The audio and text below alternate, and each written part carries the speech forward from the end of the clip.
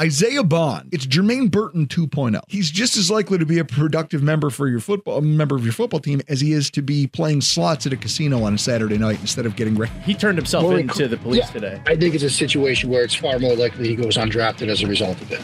Yeah, we've got 2 weeks before the draft. Maybe the whole situation gets dealt with.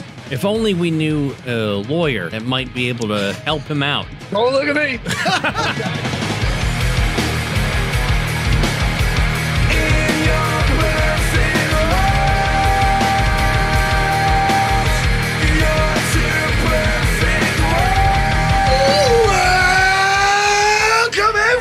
To another edition of the Rock Pile Report podcast. I am your host, Bill Season Ticket Holder Drew Gear. That's my producer, Chris Kruger. We've got Nate Geary riding shotgun with us in studio tonight. It's a throwback to a draft disaster of yesteryear. And here to talk wide receivers as we continue our NFL draft preview series. Guys, we're getting a little reunion together here. Mr. Nate Geary and Mr. Mark Schofield. Guys, you should have seen them bro out as soon as they realized they were on the show together. Like, I love you two. I love watching you two, literally, like the relationship you two seem to have. It's wholesome, and it reminds me of like JD and Turk from Scrubs. There's a definite JD and Turk vibe there. Absolutely, 100%. And if you combine our collegiate Division III completion percentage, it's as sad as it is beautiful. The relationship. So I don't know if that got north of 40%. Well, I honestly don't. Luckily, mine's like under 45 attempts, but yeah, it's small sample, very small sample sizes with us. It's very small sample size. All I know is this, friends. I did not know this until Michael Kist, we love him too, made me calculate it.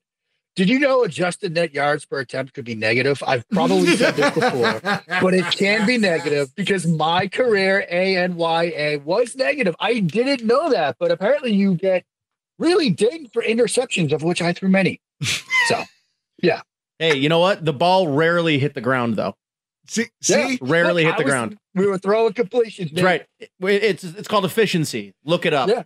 Now, for those of you who've been kids between the numbers, baby. That's right. For those of you living under a rock, Mark Schofield, formerly, Draftnik for years. We've been doing stuff with Mark for years back in his Inside the Pylon days. He's now the Formula One aficionado, the head cheese over at SB Nation. Azerbaijan. I was going to say. We're going to Baku, baby. In September. They race City Circuit at the castle. They race in places I can't pronounce. Yeah, I'm pretty sure they're speaking another language. If you asked me to spell Azerbaijan, I couldn't do it. Azer, Bajan. Is it B-Y or is it B-I? It's probably like Bijan Robinson. B-A-I. Yeah. B-A-I. See, that's not B-I or B-Y. If you throw an A-I at me, I'm fucking out. I don't even want to visit. It all works. It all works. No, it is funny. And I have a quote here. Matthew Collar, I think, put this the best. Dear God, I know exactly where you're going with this. The quote, Nate, Mark Schofield was a terrible D3 quarterback. He threw more interceptions than touchdowns and still hears the echo of his coach yelling at him for botching the smash concept read. Yeah. That from Matthew Collar, formerly a WGR You know what was guy? great about that was, Matt interviewed me for like an hour. He did a really good piece for and that interview was part of it. And like just absolutely obliterated me at the start of it. And I shared it to my wife and I'm like, yeah, this is that piece that my friend interviewed me for. My like, this friend. guy's a friend? That guy's a friend? What do your enemies write about you? Like that's all on Twitter. That's all on X. But yeah, Matt crushed me there. He's like, look, man, I'm sorry, but you said it, so I got to put it in here. It's only fair. It's only fair. I mean, I was Matt's intern. He said much worse about me. So, I mean, doesn't everyone who works with you kind of hate you? Mm-hmm. I mean, here's what I love. Yeah. Nate has this amazing thing about him where it's just something about your facial expressions makes you punchable, dislikable. Yeah, I think it's more punchable than anything else. It's like you and Dan Snyder. But you're great. Dan Snyder. But you're a good person. Where'd that come from? But you're a good person. At least you're fun to talk to. Dan Snyder. I would have done, I don't know, like Mario Lopez or something. Like his what a punchable face that guy has, but he's handsome and successful. Yeah. Okay, Dan Snyder looks like the guy that I would expect to be in a cheesy 80s movie where he tries to buy a mountain and they have to have like a snowboard race or like a ski race to see Better Off Dead. Yeah, right. basically. Like that's Better Off Dead. Man. You are like the villain in an Office Space type film. Like you're the guy who like Gary Cole. Yeah. Am I Michael Bolton? Coming on the weekend. Am I Michael Bolton?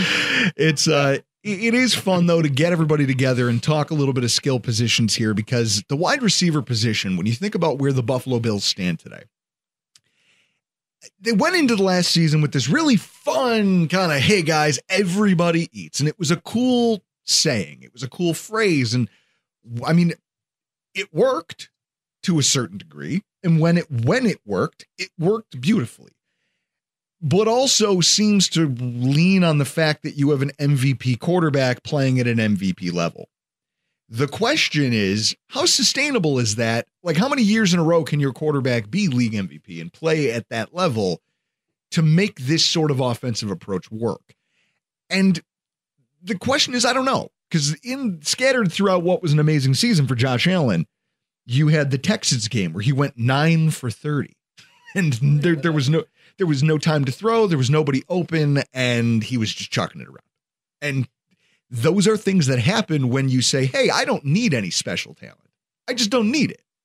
Well, you will eventually run into a team that you don't match up with well from an X's and O's perspective, and those days can be long, right?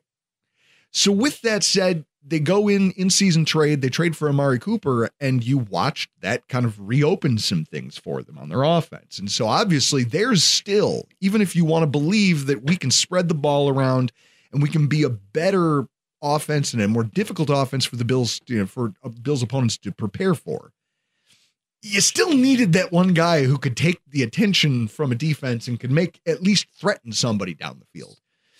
And even though Amari Cooper was cooked by the time he landed on the Bills roster, it underscores like they knew they needed something on the boundary. Now, the question is, first of all, Amari Cooper, the fact that he's not back, he's either very hurt and that surgery that he had is probably keeping him from getting looks. I mean, do you think that's probable, Nate? Yeah. And I also think they really wanted Devontae Adams, and the Jets got Devontae Adams, and they went to plan B.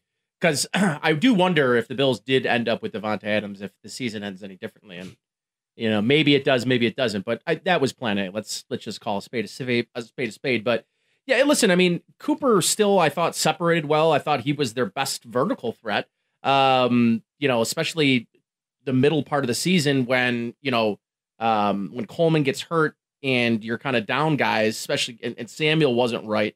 I thought, he had some nice plays and some nice catches down the stretch, but yeah, I mean, he's not the player 3 years ago that had like 12 for 200 in a game. That's definitely not the player anymore. And listen, once the draft comes, he's going to be a late, he'll be a June pickup for a team that didn't, get the wide receiver, or somebody gets hurt in minicamp.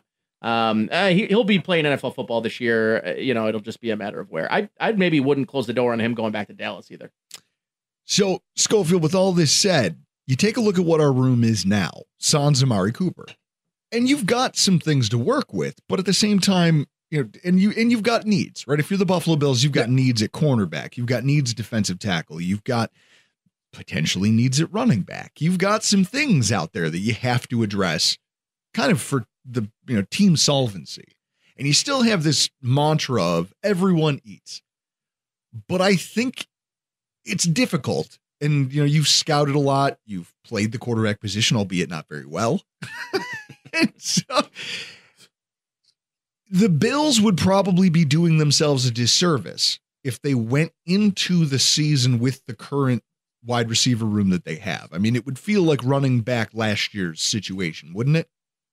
Yeah, I think that's correct. And I also think that one of the benefits to where Buffalo is right now is wide receiver, as we've talked about over the years, tends to be a deep position group in the draft because of the prevalence of the passing game, because of, when you have 7-year-olds running 7-on-7s in the springtime, like kids are growing up throwing the football. Like kids aren't growing up playing running back, running the ball 30 times a game. Like high school offenses, middle school offenses, college offenses are built around the passing game. So there's depth in this wide receiver draft class. You're talking about the fact that you might see on draft night or over the 3 nights of the draft, you might see 25, 26, 27, 30 more receivers drafted. And so you don't have a need early in the draft. You don't have a need to, in the first round, draft the wide receiver. You can get somebody day 2, day 3 that can contribute. Probably won't be a day 1 starter, not that Buffalo needs one, but somebody that can be wide receiver 4. You can find that person on the 3rd day of the draft. You can find that person. There might be some in the priority free agent realm that can come in and contribute depending on how the board falls. I mean, there are some players later in the draft, deeper down the wide receiver tier that will probably go undrafted that I think could find a role for an NFL team next year, and Buffalo could be a team like that. And so it's a good position to be in because it's such a deep position group. If you're a team that has a clear need at the wide receiver spot, there are some players at the top of the board, but, it's not like a top heavy group where you're like, yeah, there's 5, 6 guys that are going to be surefire wide receiver ones. There are some good players, but it's more a solid deep group, I'd say, than a top heavy group, which is good for Buffalo. No, and that's one of the things when people do these types of shows. I think one of the things that I always find as a listener who tries to listen to draft conversation, everybody jumps into, I like this prospect and I like that prospect, but in a vacuum, it's okay to like a player and like his upside. But if you're talking about how it projects to your team, you kind of have to look at what kind of archetype of the player is, like, what do you need to fit your team's needs? What kind of player, because not all wide receivers are the same, right? What we have right now is a team that's probably going to see Keon Coleman move in and take some of the role that Mac Hollins was playing, little more power slot. He's going to bring run blocking on the interior of some spread formations. You've got Samuel, who's kind of a gadget wide receiver. He's going to jet motion. He's going to operate a lot from the slot. So is Khalil Shakir. So that's kind of shored up with some bodies. You've got a Jordan Palmer, who I believe operates mostly from the boundary, correct? Mm-hmm. You're like 85% from the boundary. Yeah. But so you still need somebody else out there. Somebody's got to balance that equation. You still need somebody else to work the other sideline. Yeah, Nate, who's this year's Isaiah Hodgins? This guy was all over the Isaiah. We have audio of him basically saying, he made a Seagram's bet with us that Isaiah Hodgins was going to be better than Gabe Davis. Well, that's not over yet. By the way, that's not over yet. I think the interesting question that I think will answer based on if the Bills prioritize a wide receiver and just where they do that. If like Matthew Golden is sitting there at 30 and the Bills decide wide receiver 1 is better than cornerback 5, if there's a run on corners or a run on defensive tackles or a run on both, and you're sitting there and you're saying, hey, this is our wide receiver 2, right? It's interesting because I think in a draft like this, who they pick and the type of player they pick will tell you a lot about what they think of Keon Coleman. Because I know you mentioned the point of big slot. They didn't really run him out of the slot at all last year. I know Matthew Harmon talked a lot about that's where he probably best projects in the NFL because of his separation skills. We didn't really see. It's tough because the player we saw post-injury and pre-injury didn't really feel like the same version of the player. So, this is going to be a big training camp for him. But if I'm the Bills, it's sort of like what everybody here in Buffalo complains about the Sabres, right? Is they have these young players that they don't insulate with veterans and say, you scored 30 goals. Now you're a 30 goal scorer. Now you're going to score 30 or more every year. And what happened to Dylan Cousins? He gets traded. So it's like, I view it the same way with the Bills here is in a Super Bowl window, you got to feel really good about Keon Coleman taking not just a step, but like a step into being a true number 2 wide receiver. This team doesn't have a number 1 receiver. They may never have a number 1 wide receiver again while Josh Allen's here and making $60 million or whatever he's making. But I think that you got to start taking some swings. And to Mark's point, you can take those swings in the 4th and 5th round. I mean, Khalil Shakir's a 5th round pick. And I remember in that draft, a lot of the guys saying, I can't believe this guy's Joe Marino's all over it. Joe Marino's like, this guy being a 5th round pick feels like a steal for the Bills. And, he gets paid and he's a top 20 receiver in the NFL. So, but you're right. I think there is a lot of, just like defensive line, the Bills really value versatility, but is it the master of none versatility, or is it the, hey, I can dabble everywhere? I view actually what they need is more of a specialist. They need a deep guy that can separate, create more separation. I know Josh Palmer can be that player, but I don't think they have enough true separators down the field. Like, sure, last year showed that. That's why they ended up in the position that they did. So now, before the news today on Isaiah Bond, I would have said, like, that's a guy I'd like in the second round, but maybe that's a guy you could get in the fifth round now. Well, and so, Mark, this is the thing of archetype and what fits best.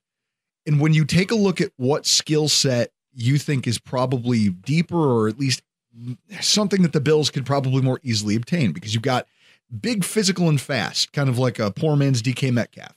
I know that there's That's how they used to describe us, Mark. Yes, back in the day.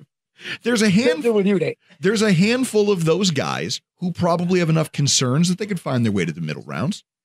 And at the same time, there is you could also go the route of the Isaiah Bonds of the world, the smaller, shiftier players who, if you put them on the boundary, they're probably going to struggle with physicality, but they have speed. And the speed and shiftiness sometimes allows them to get away with things that other players can't.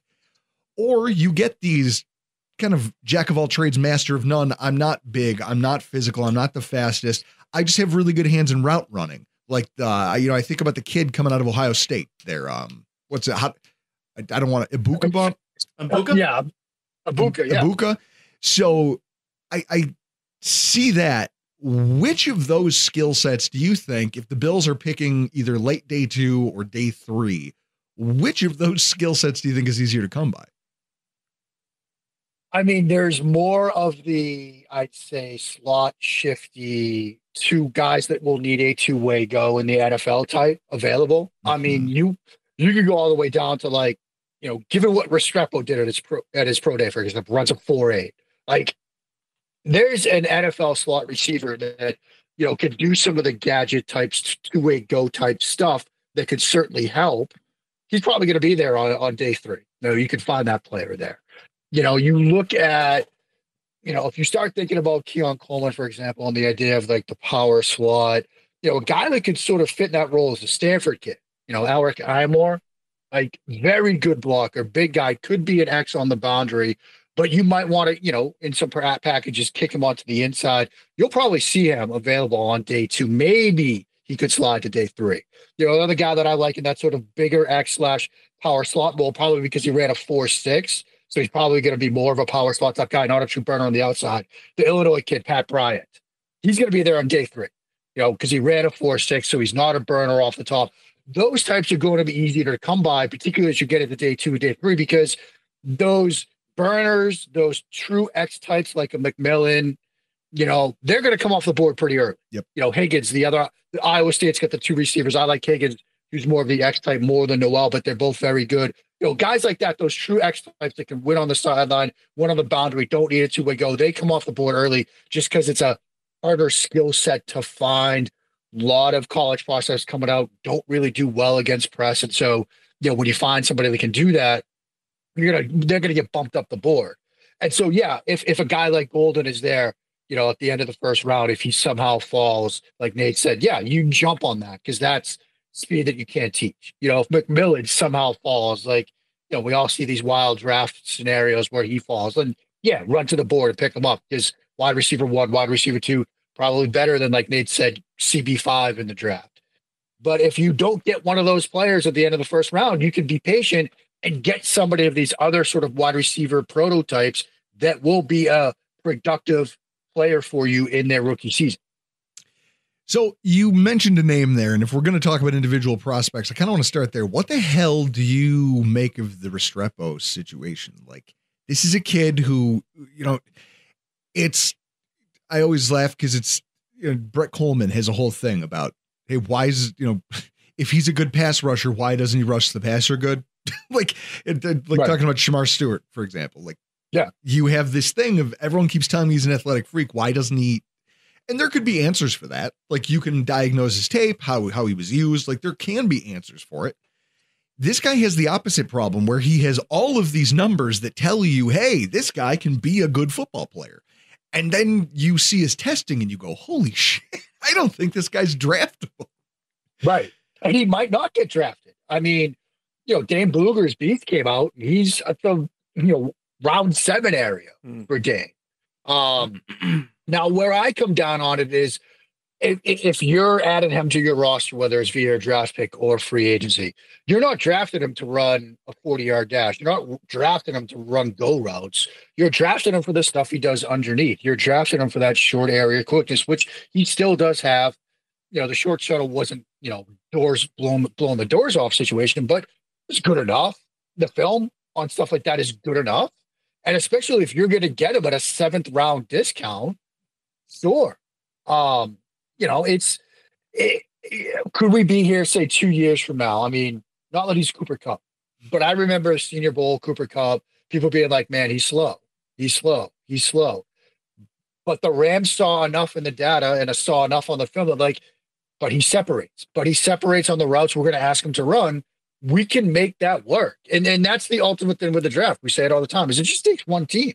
It just takes one team to think look, we've got a bunch of X and Z types. We need somebody that could win, against, an off-ball linebacker in the right formation, or a guy that's going to be winning against a box safety on a slant route.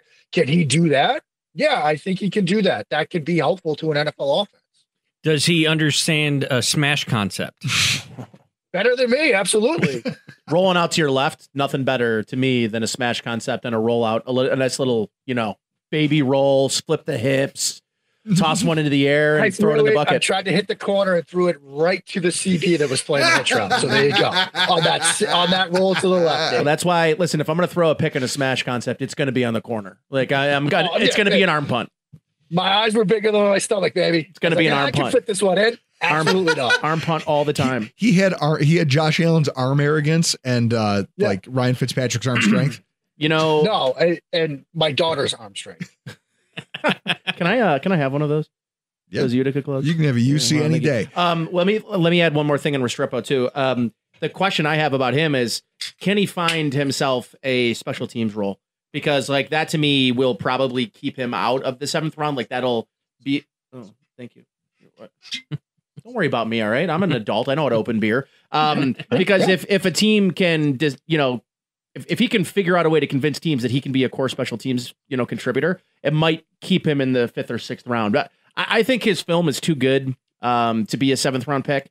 And I think that there is cases like this every year where testing numbers, he did himself no favors. He just didn't need to run. Don't know why he ran. And it hurt his draft stock. There's no doubt about it. But I think you'll find a team that's going to convince themselves that a slot player, a team like the Rams, these teams that use a lot of smaller slot players and have a lot of those outbreaking routes. Those are areas of the field. And listen, Khalil Shakir is a 4.45 guy. I'm not here to convince you that they're similar athletically. But they kind of have the same reckless abandon after the ball is in their hands. And that's really where, 4.8, 5.2, whatever he's going to run, when the ball's in his hands, he can bounce off tacklers in the NFL and continue falling forward. That's what those, to me, that's what Hunter Renfrow, right? A guy that maybe he's coming back in the league, whatever. In college, he was this tactician as a route runner, but really had absolutely no yards after catch ability out of the slot. And, the league chews those guys up and spits them out, because if you create separation with just your route running, you've got nothing out of the slot after the catch. You can find those guys just about anywhere in the NFL, and he could fit into that category of a guy that you end up, maybe gets a chance because of an injury and steps in and becomes a, number 3 wide receiver in the NFL, because those guys tend to just get chewed up and spit out. Yeah. Yeah. And to the special teams point, look, he was a punt and kick returner too. Yep. And I think that is going to build off what Nate said. The more you can do, right? If you're coaches love versatility. They love Sean McDermott loves versatility. You think about how Brugler comped him to Edelman in a sense. That's how Edelman got his start, on, returning kicks, returning punts, finding a way to contribute. He'll do that. Physical after the catch, likes to block, doesn't mind contact. Those guys find a role on teams. So Sunday night, we're going to be doing a cornerback show with Bruce Nolan. And I have this question teed up for both of you because I want to hear your take on it. Travis Hunter, is he a wide receiver or is he a cornerback? He is, in my mind, and this is sort of, how do I put this? I think it would be easier for him. I want to see him on the field on both sides of the ball. And so I think it would be easier for him to be a full-time corner that plays in packages on the offensive side of the ball rather than somebody that's going to be a full-time wide receiver and then like play in like nickel and dime packages, because you could dictate, you can do it on your terms when he's on the field. If he's a part-time offensive player, you can't, it's a lot tougher to say, yeah, he's going to be our fifth DB on third and long. You have to wait for that situation to come up, right? It's not like, oh, this is the next play in our offensive script. Let's get him on the field. So I think if it were me in a vacuum, he's a CB full-time with wide receiver 3/4 role, that kind of role in an offense. Now, that's me. Mark Schofield sitting in his basement office 2 weeks out from the draft. The team that drafts him, if it's a team that doesn't have, like, take the New England Patriots sitting at 4.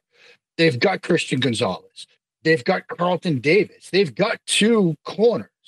They could draft him and say, you're a wide receiver for us because we have a more pressing need of wide receiver. And that's the beauty of Travis Hunter, is that he could be your wide receiver 1 because he's that good and the potential is there. But if you have a more pressing need at corner, you could draft him and he's your CB1. Like that's how good of a football player he is. And so, I think he's best suited to be a lockdown corner that plays in packages on offense. But if you've got a more pressing need on the offensive side of the ball, then yeah, he's a wide receiver for you. Interesting. All right. Isaiah Bond. Let's talk about this guy because Isaiah Hodgins? Yeah, no, Isaiah Bond. And here's why I like this, right? The Bills, generally speaking, have things pretty buttoned up. There, as an organization, not a lot of things get out there unless someone puts them out there. So I thought it was funny when you start doing the Googling and, this was, you go back 2 weeks and you say, who did the Bills bring in for top 30 visits? And there was only one name on the list a week or so ago. And that was Isaiah Bond. It was because his agents put it out there like, hey, our client's going to Buffalo for a visit. Everything I read and hear, and I don't know if something's happened even more recently, but he had this thing of, it sounds like just from team meetings and the way the vibe scouts and people had of him, it's Jermaine Burton 2.0.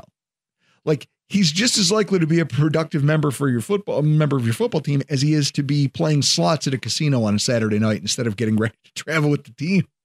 And then you're going to end up having to suspend this guy. Like, what is your take on not only his skill set, but this intangible off the field stuff?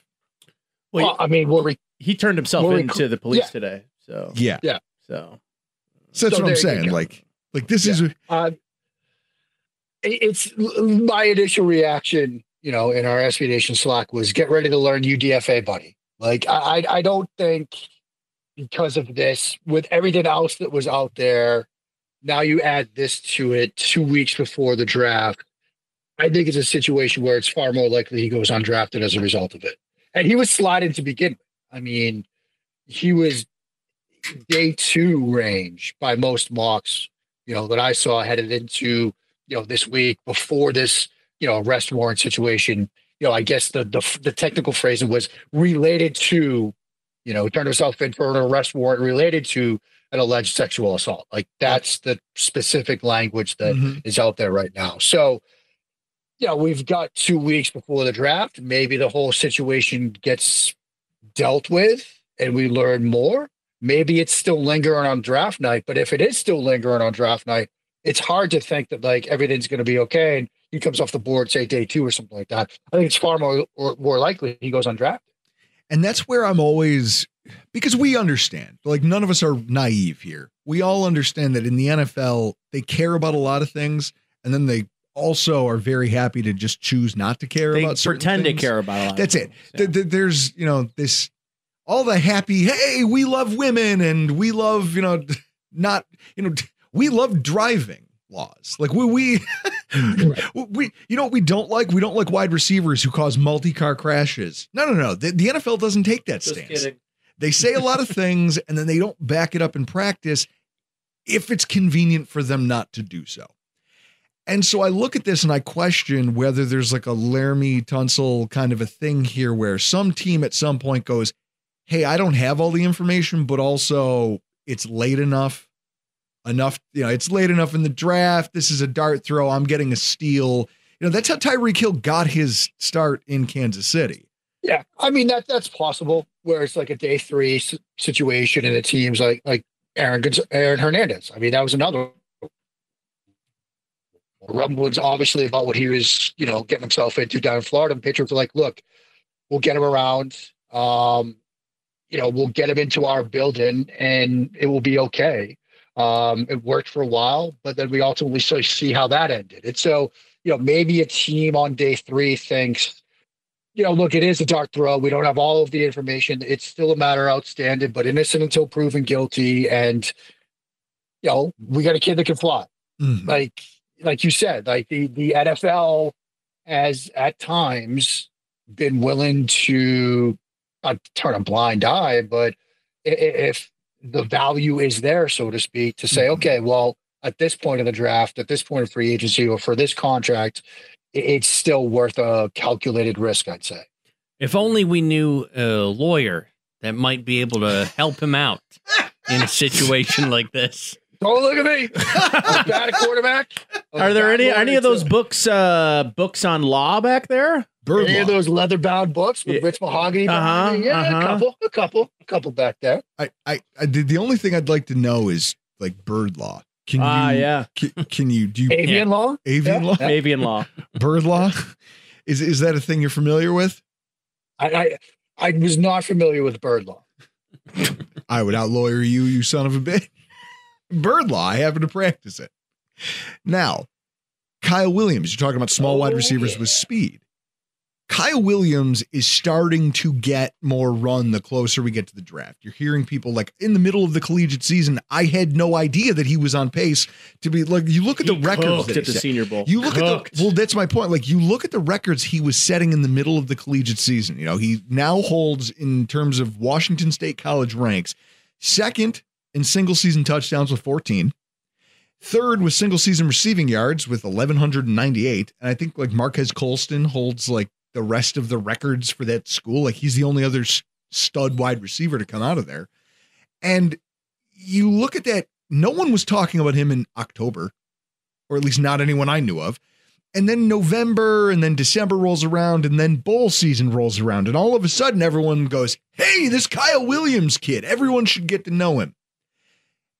For being a small, fast receiver, but also he's playing for Washington State, and I don't know what that competition looks like.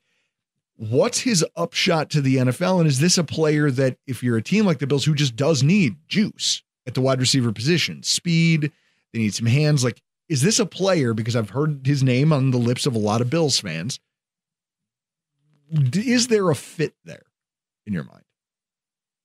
I mean, I think there can be. What's interesting about him is, he's got some inside-outside versatility. I mean, you're talking about a guy that created 21 explosive plays, this past season at Washington State. 5 of those came from the slot. 9 of those came from the boundary. Like, he can play inside. He can play outside. You look at, some of these explosive plays that he created. He's, starting outside the number, where you don't have that two-way go. He's doing it against press-aligned defenders, not against true press coverage, but guys that are at least up at his face, at least in a position to jam him off the line. You're seeing some stuff out of the slot fades, where he's stressing the leverage of the defender across from him, getting a good release and getting up to speed quickly. There's always a role for that in an NFL offense. Like it doesn't matter, whether you slot him as a slot, whether you slot him as a Z, or, you think he can play some snaps at the X. There's always a role for a guy that can get to gear quickly, beat a press line defender over the top. And it's to your point from the start, Drew, stress a defense vertically. If you're Buffalo and you're worried about not having that element, yeah. I mean, his little chart on NFL mock draft database is amazing. Because like right before the Senior Bowl, he was like in the 500s. Of mock drafts. And then you can see literally that first Senior Bowl practice, he jumps to like the 200s. And then it's just been up now to where he's like a fringe day 2 prospect in mocks. He's had a great pre-draft process. And is there a role for him in an NFL offense? Absolutely. Could there be a role for him in Buffalo's? Absolutely. Now, Nate, where do you think they'd have to get to, though? Like, is this something where the Bills would really have to talk them into, like, one of these day 2 picks we have, we're going to have to start to consider that for a guy like him? I think day 2, I mean, their 2 second-round picks is a little high. I don't think he makes it to the 4th round, though. Sure. I don't. But this draft is probably harder than any to. I mean, you're just like really all of these guys, right? I mean, really from pick 12 to pick 80, you sort of feel like you've seen guys go at the 30th pick and you've seen guys go at the 62nd pick. The edge out of BC, right? I think Chris Trapasso had him at 56 for the Bills, and I saw him earlier in the week on maybe Jeremiah's mock draft, somebody's mock draft, go 30 to the Bills. So I think there's just so much, and he is, I think, one of the main guys I look at that he did so much for himself at the Senior Bowl. I mean, just uncoverable, and in the route running and the creating of separation that weren't the, TikTok routes. They were real, nuanced man-beating routes and press Smash coverage concepts. routes, smash concepts and such. So the thing with Kyle Williams is, would it surprise me if he was still there midway through the 4th round? No. Would it surprise me if he was gone in the first 10 picks of the 3rd round? No. So, I think to me, there's going to be teams that fall in love with him, but there's going to be the team that drafts him is going to want to draft him, to Mark's point, the versatility, the inside outside. I think why he makes, other than his name being Kyle Williams, it makes a lot of sense for the Bills, because I think what they're going to need if they're adding another receiver to this offense is someone that can do both, play inside, play outside, because I think there's more snaps available on the outside. But if you have a guy that can create some mismatches, especially vertically from the slot, because I love Shakir, and last year he showed some of that vertical ability out of the slot. I don't view that if you're going to move, and Curtis Samuel is more of a yards after catch guy. I don't think a straight vertical guy. Mm-hmm. They could, to be honest, their best vertical threat out of the slot was Matt Collins. Yeah. So who's now a Patriot. Thanks, Schofield. If you can, thanks, Mark. Nothing like paying a guy $8 million to be your 6th receiver or whatever. But you know what? Hey, they're really desperate. They couldn't get. The sad thing is they gave Chris Godwin a blank check, and he was like, "Nah, I'm gonna stay in Florida." So.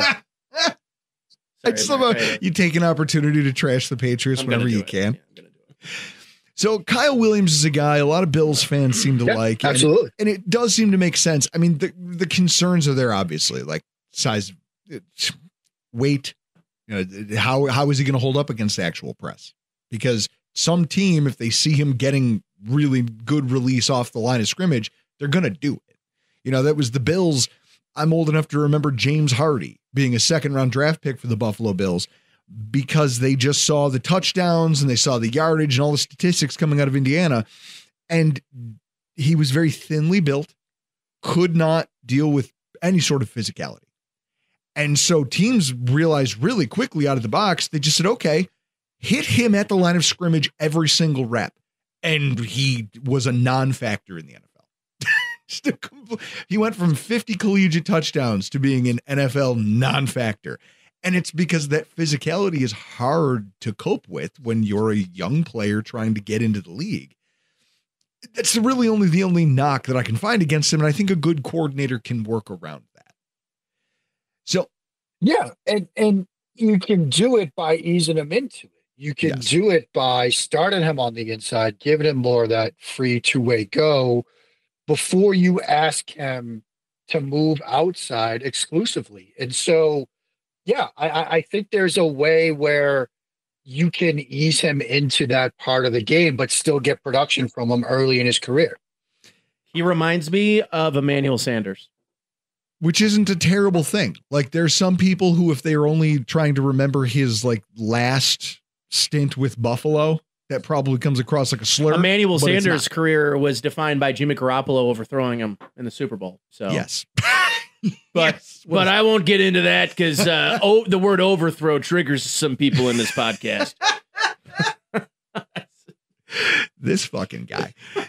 So that brings me to one of my favorite prospects in this draft, and I don't even really know why, other than, again, I'm a rube. I look at Savion Williams out of TCU because when I'm thinking boundary wide receiver, the thing that I always go to in my head is I need a guy who's tall. I'd like a guy who's a little more physical because cornerbacks on the outside are going to use the boundary to their advantage. And I think that that's something wide receivers in general, like Gabe Davis struggled with it. Like he had a lot of production when he was moved into the slot and when he was inside closer to the formation than when they left him on an island out on the boundary, because he wasn't a really great route runner, and other DBs who were savvy could use the sideline. Kind of, they know, to your point, two-way goes. They know he's only got one place to go, and he's not the best at getting there. So Gabe Davis kind of is a referendum on this idea that big physical doesn't always mean guaranteed winner on the outside. But I almost think that's what puts a guy like Savion Williams in play for a team like the Bills, who probably would like to wait until maybe early day 3 to try to take a swing at a player like this.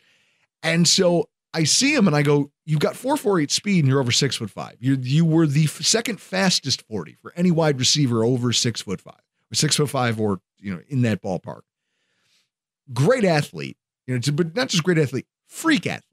Like this smells to me like cheap, poor man's DK Metcalf. Sub 4.5 40. Squats over 600 pounds, benched 355 pounds at 225. Just crazy acceleration for a player as big as he is. Obviously, he's got lower body strength and power. And then at the same time, the reason he's probably there on day 3 is because he's like, I jokingly used to tell my friend Doug, who comes on this podcast, he was an offensive lineman in high school. And then when we were growing up and I was out there being a pugilist in parking lots and doing ridiculous things that you do, you work out of your system in your 20s. 20s. Usually they say like your teens, but yeah, no, you definitely 20s. Mm-hmm. We used to use the phrase big for no reason. And that was to describe guys who were more Ferdinand the Bull than Raging Bull. And that seems to be Savion Williams, where you watch his run blocking and you go, dude, what the hell are you doing? You're 6'5", 225, bury that fucking guy. And he kind of Olay blocks and he kind of patty cakes with people. And you go, wait a minute, what's a DK Metcalf? What's happening? So what is your take on Savion Williams? What's interesting about him is you look at the explosive plays that he created and you think somebody of his profile, size, speed, athleticism, launch speed, they'd be all verts. They'd be all go routes. It was shallows. It was crossers. It was stuff underneath where, that's an easy thing to scheme up at the next level. Like, it's a receiver that can block like the Stanford kid. That's a great thing to have. That's a nice luxury to have. It's not on the top list of things you need at the wide receiver position. Sure. Like if you're going to line him up at X, you're not going to be running. You don't need a receiver that you're comfortable to run behind. It's not like tight end. It's not like offensive tackle. Like if he can get you a big explosive play in the passing game, that's his job. Would I like to see him, be more physical in moments like that? Yeah, I think it would be a good trait to have, particularly somebody with his size and strength profile. Like, yeah, bury some dudes. That would be great.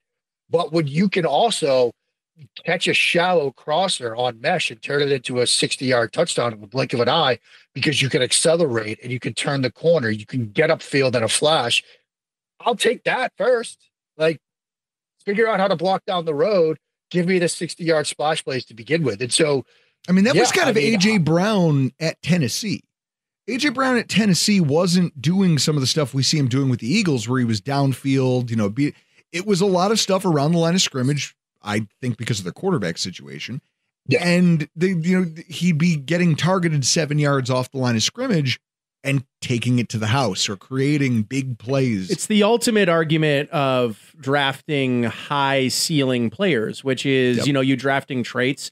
What you're banking on is that the team that was using him in college, or in the case of A.J. Brown before he went on to really get, a team that maximized his skills, is that you think, and this happens at the quarterback position more than any other position, but I think like wide receiver, it's happening more and more now, to Mark's point earlier in the podcast, talking about like these offenses and you're playing 7-on-7 in Pee Wee football now. And, I think to me, it's like these guys that you have these coaches, especially position coaches, that say, that's the guy that I can get more out of than what he's gotten in college. I can do more than they did at blank. And I think about this kid, that Thornton kid from Tennessee. same thing. I mean, he's 6'5". I think he ran this second or third fastest 40-yard dash. Yeah. But wasn't a consistent threat for Tennessee at times, and is like kind of thinner and like so. But like you look at these traits wide receivers, you're going to see more and more of these traitsy type receivers in college football because not every offense can feature, 2 or 3 wide receivers plus a tight end, plus throw the ball to the running back, plus have a quarterback that can extend plays and gets you, 5 or 6, downfield, so it's when it all comes down to it is, look at Brian Thomas Jr. I mean, Brian Thomas Jr. is the perfect example of, I'm going to bet on those traits. And when I feature him in an offense, he's going to be the best player we have in our system. And when he walks into Jacksonville and, immediately becomes the alpha in that room. So, I think, am I telling you, I think, Williams is a guy that could be, Brian Thomas Jr. No, I don't think that. But I think there's just a lot of examples of these teams that are willing to bet on the higher ceiling. And let me tell you, nobody's looking at a wide receiver and saying, oh, man, the blocking skills on that guy. Imagine what we can get out of him on 3rd and 1 at the 7-yard line. No, you would rather... Would you love a guy that's got the whole package that can block? Absolutely. But an NFL wide receiver coach is going to look at him and say, that's a body frame. If I can make him a willing blocker, does he show competitiveness? Does he show physicality? Because those are things that you can say, listen, he may not have good film blocking. He gets his hands around. He's an Olay blocker. But if they're competitors, you can, especially these guys that are going to walk into the NFL in the 3rd, 4th, 5th round, these guys are not, going to walk in and be the number 1 wide receiver like they were in college. So, they're going to need to do things, and the coaches are going to tell them blocking's how you'll get on the field and how we can trust you. But, it's not necessarily why a guy's going to get drafted. Fair. I mean, where would you, Mark, if you had to peg a sweet spot for his draft stock, where do you think that you could see a team drafting him and you say, oh, that's really good value? Start of day 3, probably.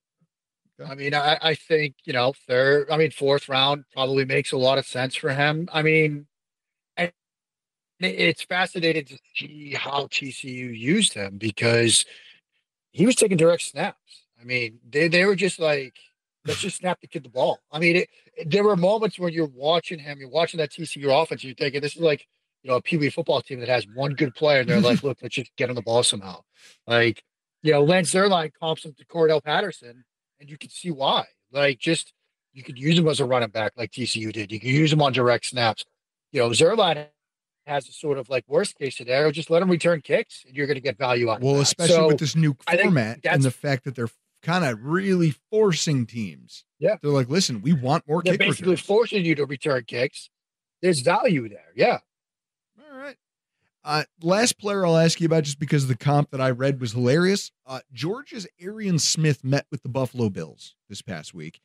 And I saw a tweet about it, and then I started looking through the comments on said thread, and I saw somebody who I know does draft prognostication said he's TJ Graham with worse hands. And I felt like that was probably the most grievous insult that you could level at a wide receiver, because TJ Graham, not only did he stink on ice, but at the same time, he also was the guy we traded up for in the same round that Seattle then drafted Russell Wilson, like a couple picks later.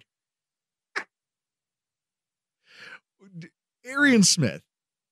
Give him Roscoe Parrish at least. Like, are you a believer that this kid with bad hands but a lot of physical upside can do anything for an NFL team? I mean, that's an interesting combination, right? Like, bad hands, does that often translate to something that can be fixed in the NFL? I mean, look at Marvis Valdez-Scantling. Always? His hands are terrible, and yet he's got how many rings now? Yeah, I mean, he's got rings. He's got rings. But you're talking about somebody that, led all power conference receivers and drops with 10? Like, yeah. It's not a great profile. Not a great profile. Seems like Moneyball, where they're like, hey, what's his Sky Moore's got 2 Super Bowl rings. So does that mean, what does that mean? That is true. That's, you know what? Yeah. That's hilarious. Sky Moore having 2 Super Bowl rings. Kadarius Toney has one. Mm-hmm. Like, it's like a Moneyball thing where they're like, hey, I've got this guy, Arian Smith. Okay. What about him? He's super fast. He's got all this stuff. What's broken about him? Can't catch the fucking ball. Can't catch the ball. Yeah. Like that's talking about job ones for receivers, like kind of high on the list. Can you fix it? Yeah, I mean, it's going to take time though, to get sort of consistency. And say a team does draft him, he gets in his first NFL preseason game, and first throw that comes his way, he drops it.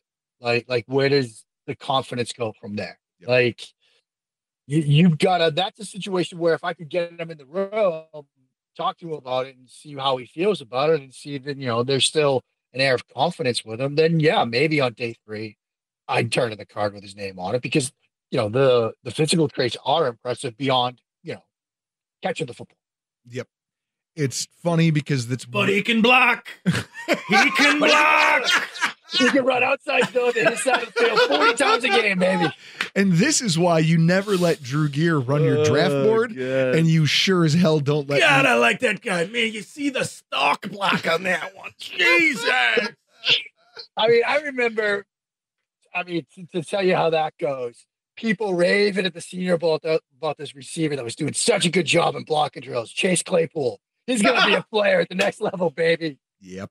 And this is why I tell everybody, I go, look, I have all kinds of opinions and I'll sit here and bloviate, but over the years, I've learned to take a back seat and instead just ask questions. You want to know why? I think Fat Drew had better draft takes. Put that one on camera. Skinny Drew, it's not as good. What hurts me in my soul is knowing that if you ever turned me loose, like I've come to peace with the idea that if you ever turn me loose with a real NFL draft, what I produced, like, in fact, give me the full NFL offseason with a team, free agency and the draft.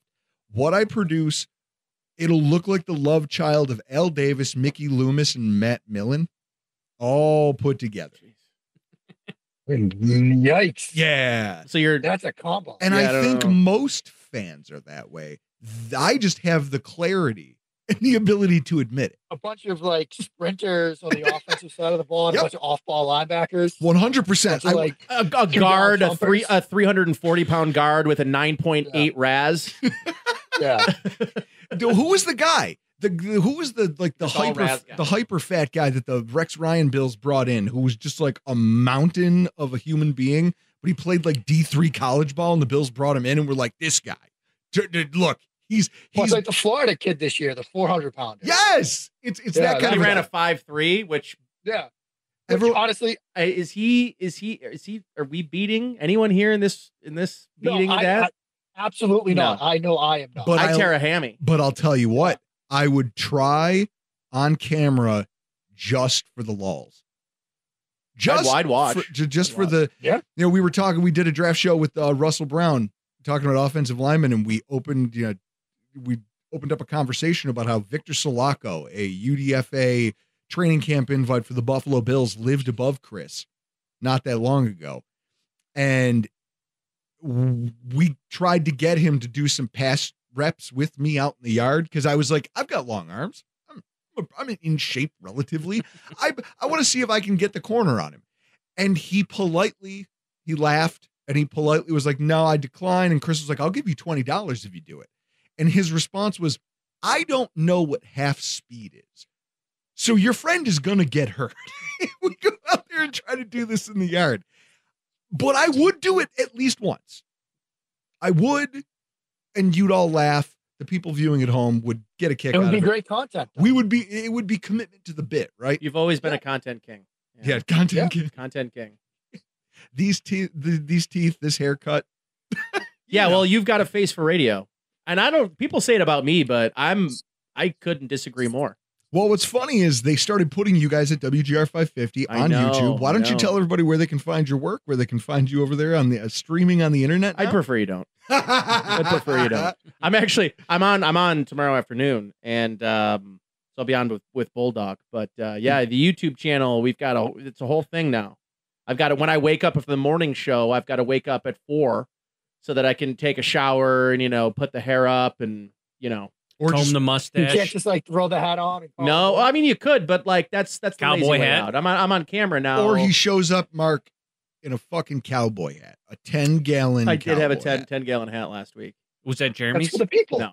Whose was that? It was Josh's. Okay. Josh brought the 10-gallon hat and I put it on, and I ordered one on Amazon when I got home. So it's funny. I'll close the door on Arian Smith. I just thought it was fun conversation, but I did watch. Do you guys remember Justin Shorter, Bills draft Of course pick? I remember Justin Shorter, yeah. One thing I watched, and it was never anywhere. It wasn't talked about as part of his scouting profile. It wasn't talked about as a problem for him, but also you notice he never sees the field or saw the field as a Buffalo Bill. I don't even know if he's still on the roster. What I do know is being at multiple his first training camp practice I saw, I was like, this guy's not an NFL player. Training camp practice, the blue and red scrimmage they did at the stadium, multiple years. He would be out before anybody else, and it was just him and the jugs machine. And he was catching 20, 30, 40 balls. And then he'd go join the team for practice. I don't think that's an accident. I think what they found out is they drafted a kid who doesn't do a great job. Hey, he's big, he's physical, he can be a punt gunner. Holy shit, you can't catch. Kid, go work the jugs and see if you. He had the like the when what do they call it when you get knocked out cold and you get the fingers? Oh, two hands. Yeah, the guarded. Yeah, the guarded fencing. He when he was trying to catch the ball, it was like his fingers were bent back. Like his first practice that I saw at training camp, I was like, well, this was a wasted pick. Yeah, this was a waste of time. And so that's where if you see that trait of ball skills, that's the job number one. And when you see a wide receiver, no matter how impressive they are, if you can't do that one thing, I'd rather have a Xavier Restrepo who at least catches it when it gets there than an Arian Smith who can tackled immediately, but you're going to get a 6-yard gain out of it. Exactly.